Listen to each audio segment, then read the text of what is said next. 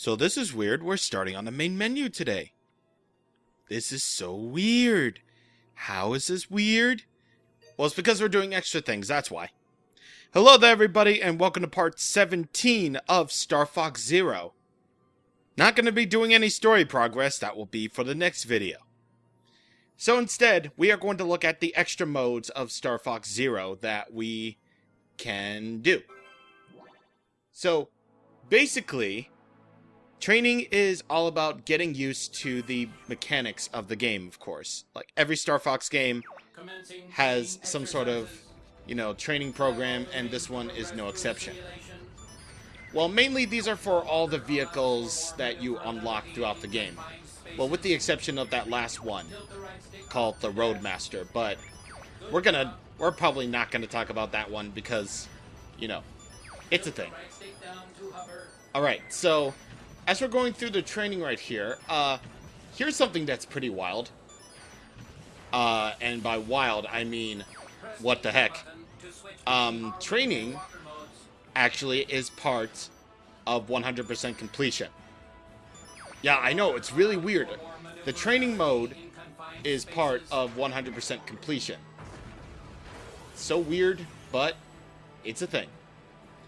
So, the requirements for training are as follows. Basically, on each of these training missions, as you can clearly see right over here in the training menu, whenever it may load, thank you very much, you basically have a set of records right here. You get to do challenge missions, you get to do, all that good, fun stuff that comes with that. And keep in mind, I haven't even done all that training because ultimately I don't really care about that because I have the 100% rewards anyway, due to the fact that I have the Fox and Falco amiibo unlocked. So, yeah. Mostly for these trainings, it's just for the fact that you get to do like a whole bunch of new challenges when it comes to, doing the walker, gyro ring, or whatever else. And right here, we basically have some sort of tower defense thing, of course, in which you go through the whole portion of Corneria where you defend the tower against, these drones. And you gotta beat it in 5 minutes, because of course you do.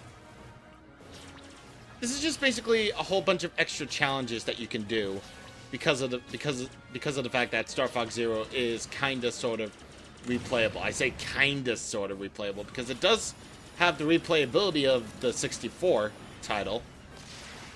However, these training missions are just there to be extras.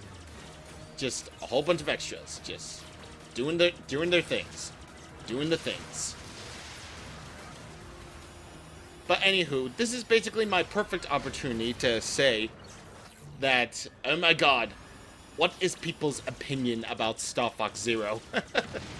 Yeah, I know we haven't, done the end game yet. I know that's the point where I'd be all like, oh hey, this is where I say my opinions. We go home, I get my unpopular opinion about me actually liking something for once. But this ain't, a certain Star Wars movie. No, this is Star Fox Zero. And to be fair, I get agitated. I get agitated. I get, for funsies, I get agitated when people talk shit about Star Fox Zero, honestly. Cause again, this Let's Play is just basically meant to show what I personally see when it comes to Star Fox Zero, and I think it's fun. It's a fun game. I mean, it has a huge learning curve. I get that. It definitely has that huge learning curve that you need to go through in order to fully, enjoy or hate this game to your pleasure. That's fine. But once you do get the hang of it, you'll start to do a whole lot better. You'll find the game, just a little bit easier. If not, then you'll probably be all like, oh god, this is like an outright awkward mess of just what the heck. I mean, I understand, like, motion controls aren't really everyone's thing. But if they are going to do that, then understandably turn them off. But you can't turn them off because you can't. Because this game really likes to, well, use motion controls to their fullest capabilities. And even though it does allow me to shoot wherever you want, you know, it's still something. And yeah, getting gold is basically the whole point of getting all the medals in the game for all these challenge missions. I didn't even bother with the gyro wing because I'm not a fan of the gyro wing. I bothered with the Landmaster and the Roadmaster, but, you know, I haven't done Extra Mission 2 yet, and that basically means I had to get 50 medals. Because why? But if you do want to go back to the R-Wing training, then you can. It's right there, and you can basically get a new record if you want to. We're going to need audio for the R-Wing training. Nope. Nope. Sorry. Sorry, Pep. Can't hear you. Can't hear you. Okay. I'll just do that. No, I didn't mean to go to the home menu. Thank you. I was just like that. I was just like to mess around with Peppy because you don't really need the audio for the gamepad training. No. Even though, like I said, the voice acting comes from the gamepad. It's just like, oh god, why? You can check out the prologue here if you want. This is just basically the game's opening, you know, cutscene, as well as that narration from Fox that we heard at the beginning. I switched up around those parts in part 1 so that it can be more cohesive, you know? I did the prologue first, then the training, then the main game, and, you know, when you boot up the main game for the first time, aka when you select the main game from the menu, then it just goes into the prologue again, so yeah, it's a thing. Arcade mode is a mode that unlocks after you beat the main story. And basically think of it like, oh my god, this is basically Star Fox 64. Oh my god, like, like seriously. This is like Star Fox 64. You go through a set pathway that you make for yourself. Like, if you want to do, like, if you want to just go ahead and go to Sector Alpha from Corneria, then you can. Or Akarosa from Corneria, then you can do that. Like, every single pathway is open up to you at this point. When you beat the main story. And yeah, it's really, really cool. Arcade mode is just basically that. You just try to compete for a high score like you do in the Star Fox 64 days, you know? Except, you know, it wasn't Star Fox 64. It's basically that one game at MagFest that everyone tries to compete against. Well, joke's on you because I got the high score last year. Ha! Yeah, I just wanted to brag about that one more time before the end of all of this because I'm a master at shooting. Maybe one day I'll get to Star Fox 64. Who knows? Who knows? But yeah, after every level, if you want to suspend your data, then you can. If you just, you know, select quit. Well, except when you know, exit out of Corneria, because I just really wanted to show you just that, you know? And yeah, look at that. So many pathways. Look at this. So many pathways to go. Yeah, so arcade mode is just basically Star Fox 64, but with motion controls and HD and something completely different. And also, I only did it one time, so that's pretty wild. That's pretty neat, I guess. And also, when you beat the game, you will unlock a sound test. And, of course, because this is a Wii U game, all the stuff on the sound test happens to be on the gamepad. Because, of course, it is. And, along with this, you can view models from the actual game, because games really like to do that. I once heard someone, like, be all like, why'd they do, you know, why'd they do Fox and Falco and Wolf's design from Star Fox Zero? Like, that game sucked, man. It's like, no, man, I get agitated. See? See?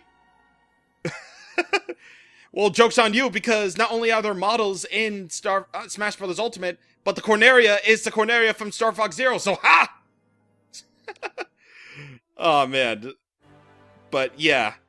That is just basically that, you know? That's basically all the little extras that you can do once you beat the game. However, there are two more points of interest that I do want to talk about when it comes to this game, and allow me to bring up the SNES Star Fox remix, or SNES Star Fox thing, whatever, Corneria, basically. So, when it comes to Star Fox Zero and its related media, there are a few things worth mentioning. Well, firstly, at E3 2015, it opened up amazingly. That was a weird E3 for Nintendo, but it opened up amazingly.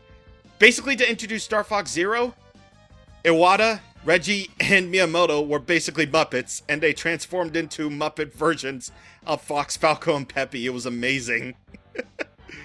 It was awesome. And believe it or not, Jim Henson actually worked on those puppets, so that's pretty cool. Or the Jim Henson Studio, rather. Because, you know, Jim Henson, I don't really know if he's dead or not. He probably is, but yeah. Yeah, the Jim Henson Studio did that, and they even, you know, reuse the puppets for the Star Fox Zero commercials. So that's pretty cool. Like, if there's one thing I will say about Star Fox Zero is that the marketing was pretty damn good. Like, even at PAX East 2016, they had this huge booth dedicated to Star Fox Zero because they had that much faith in it. And, you know, I was there. It was all good and fun. It was really damn amazing to play, and it was just great. It was just really great. They even went as so far as to make an anime short about Star Fox Zero. The short is called Star Fox Zero: The Battle Begins. And basically, it's an anime short, basically depicting the beginning portions of Star Fox Zero. And honestly, it's really cool. Many people really wish that this was a full series and not just one short. And you know what? Star Fox Zero honestly would work as an anime little mini-series. It's pretty cool. Honestly. Like, the short's really good, and the animation's really great, and yeah, I just can't say anything else except it's really great.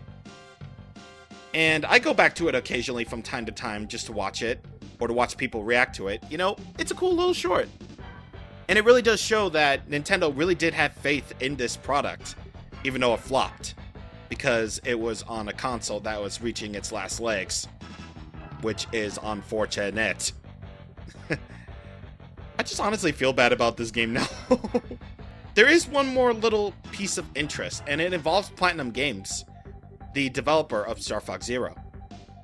Of course, if you know Platinum Games, well, I already Let's Played one of them, but what's actually interesting is that Star Fox Zero could have been inspired by another title. Now, I know this is probably spoilers for me because I haven't played this particular Platinum Games video game yet, but there is a certain level in Bayonetta 2 where you fly around in a ship and just shoot at things. And according to the Wii U and Switch versions, it has amiibo support. If you tap the Fox amiibo on that certain level, and you get the Fox costume for Bayonetta, I think the ship will also switch to an R-Wing model, which I think it's pretty cool. I think that's pretty cool, and that could have given Platinum Games the idea to actually, you know, make Star Fox Zero. So Bayonetta 2 could have inspired, you know, Star Fox Zero. Yeah, a lot of the stuff around Star Fox Zero is pretty great and all. It's just a shame that the game is so divisive and it didn't sell well.